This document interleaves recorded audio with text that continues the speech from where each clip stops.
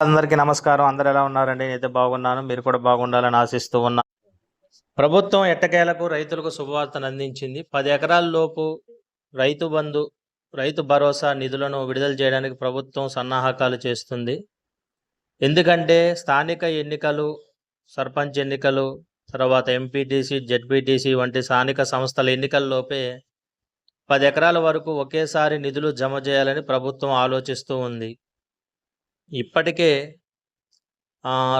రాబోయే 2 నెలల్లో మాత్రమే కేంద్రం నుంచి వచ్చేటటువంటి నిధులకి గడువు ఉన్నందున ఈ లోపట్లోనే ఈ స్థానిక సంస్థలకు సంబంధించినటువంటి ఎన్నికలను పూర్తి చేయాలని ప్రభుత్వం భావిస్తున్న ఈ క్రమంలో రైతుల నుంచి ఎటువంటి వ్యతిరేకత లేకుండా, రైతు భరోసా నిధుల్లో ఎటువంటి జాప్యం జరగకుండా వారికి రైతు భరోసా నిధులు విడుదల చేయాలని ప్రభుత్వం భావిస్తుంది. దానికోసం ప్రభుత్వం సమాయత్తం అవుతుంది.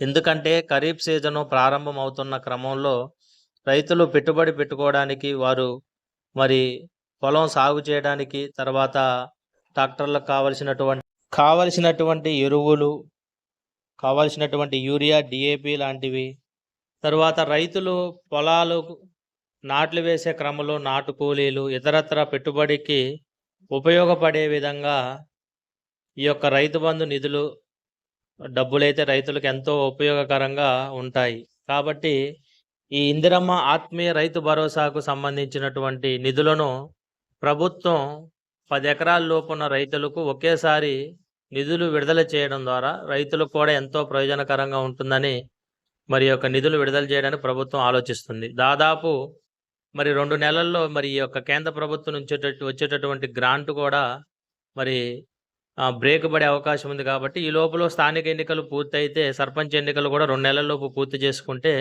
కేంద్ర ప్రభుత్వం ఇచ్చేటటువంటి ఆ గ్రాంట్లు కూడా మరి రాష్ట్రానికి ఉపయోగకరంగా ఉంటాయనే ఆలోచనలో కూడా ప్రభుత్వం భావిస్తుంది. ఈ పీఎం కిసాన్‌కి సంబంధించిన నిధులు కూడా చేస్తున్న క్రమంలో మరి 4 ఎకరాలు దాటినటువంటి రైతులు ఎవరికైతే రైతు భరోసా అమౌంట్ పడలేదో వాళ్ళందరికీ కూడా నిధులు విడుదలవుతాయి. తర్వాత ఖరీఫ్ సంబంధించినటువంటి రైతు భరోసా, ఆత్మీయ భరోసా, రైతు భరోసా కూడా అమౌంట్ కూడా పడవలసి ఉంది. కాబట్టి 10 ఎకరాల వరకు రైతులకు ఈ నిధులు అందించడం ద్వారా రైతులకు పెట్టుబడి సహాయానికి ఎంతో ఉపయోగకరంగా ఉంటుంది. మరి ఆ రకంగా ప్రభుత్వం అయితే ఆలోచన చేస్తుంది. మా యొక్క విశ్లేషణ మీకు నచ్చినట్లయితే